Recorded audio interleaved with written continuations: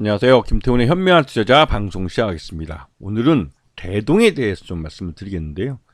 이 대동은 우리나라에서 농기계에 특화되어 있는 그런 업체이기도 합니다. 그리고 이 업체가 최근 들어서 이 농기계에 자율주행 기능을 넣으면서 말 그대로 이제 21세기형 농기계의 하나의 그 경쟁력을 보여주고 있다고 해도 과언이 아닌 그런 종목입니다. 특히나 이 자율주행이 중요한 이유는 이 농촌 지역의 젊은 인력이 줄어들고 노인 인구들이 많아지면서 자율적으로 농사를 지을 수 있는 그런 농기계의 기능이 필요해지게 됐습니다. 그래서 대동은 이러한 농기계에 필요한 기능들을 선제적으로 투자를 해서 만들어냈고 가장 앞서 있는 회사라고 할 수가 있죠. 그리고 지난번 그 코로나 팬데믹 때 그때 좀 그 매출이 어느 정도 좀 주춤했었는데 이게 이제 작년 2023년에 매출 외형이 줄어들고 또 영업이익도 당기순이익도 급격하게 줄어드는 모습을 보여서 수익성에 빨간불이 켜졌다는 말이 나올 정도로 확실한 자기 시장을 갖고는 있지만 그 시장 자체가 농업이라는 한계를 갖고 있어서 성장성에는 좀 투자자들이 색안경을 끼고 보는 업체이기도 합니다. 근데 그런 부분을 자율주행이라는 그런 새로운 그 4차 산업혁명의 핵심 기술을 갖고 뛰어넘으려고 시도하는 회사죠.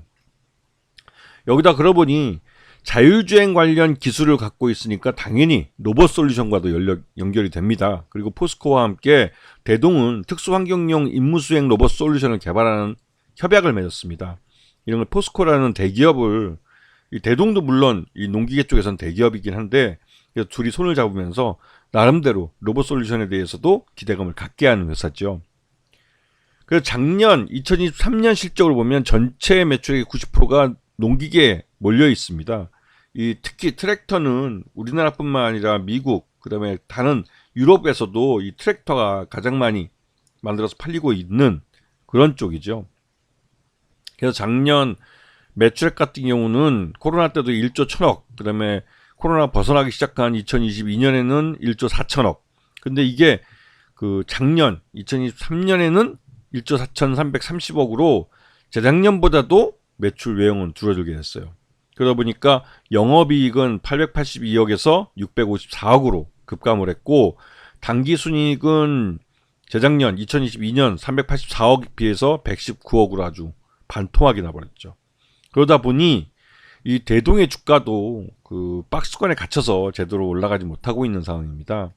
그리고 그 최대주주하고 특수관계인 포함해서 지분이 26.14%밖에 안 되기 때문에 지분율이 그 30%보다는 좀 빠져 있는 상황이 있죠. 그래서 장기적으로 실적이 좋아지면 그 좋아진 실적만큼 자사주 취득과 그 소각을 할 가능성이 있는 업체이기도 합니다. 자, 이 회사 대동의 지분 구조를 보게 되면 계열사들이 많은데요. 계열사들 관계가 굉장히 좀 복잡하게 되어 있습니다.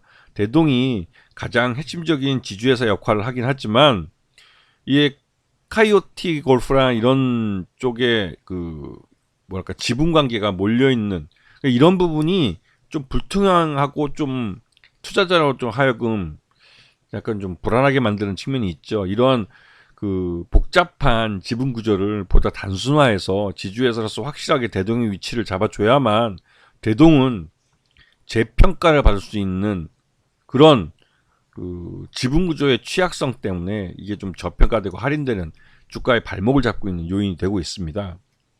자, 그 삼성 액티브 자산운용이 보유하고 있는 지분을 대동 지분을 계속 팔고 있습니다. 그러다가 지난 1월 22일 날 드디어 5% 미만으로 빠져버렸죠.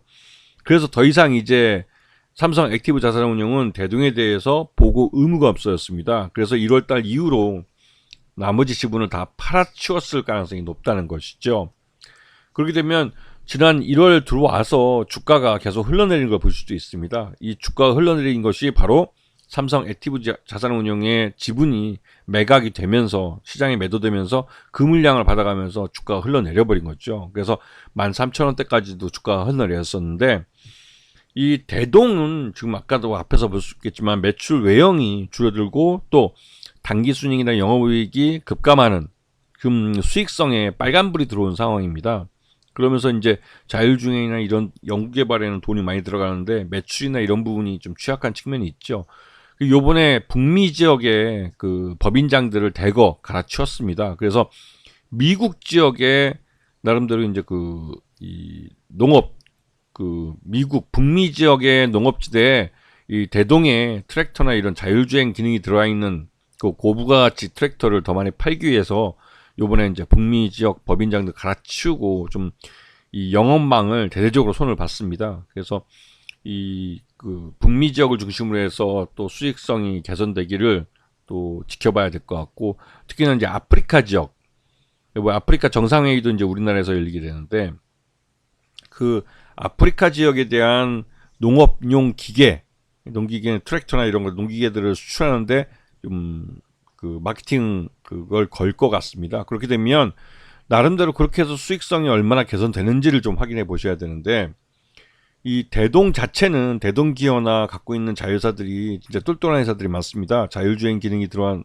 기술도 개발하는 것도 나름대로 경쟁력 있고, 다만 그럼에도 불구하고 이제 자율주행이라는 기술력이 들어가는 또 로봇 솔루션에 대해서 투자가 계속 이루어져야 하는 그런 측면에서 이 트랙터라는 게 갖고 있는 수익성이 점점 낮아지고 있는 것이죠. 그런 문제가 대동의 주가 발목을 잡고 있습니다. 그래서 지금 현재 이 주가는 삼성 액티브 자산운용 지분이 매각되면서 주가가 흘러내리는 측면이 있고, 그 물량이 시장에서 다 소화되면서 다시 이제 반등이 나오려고 하는데, 그러기 위해서 이제 실적에 대한 부분을 확인을 시켜줘야 되는 거죠.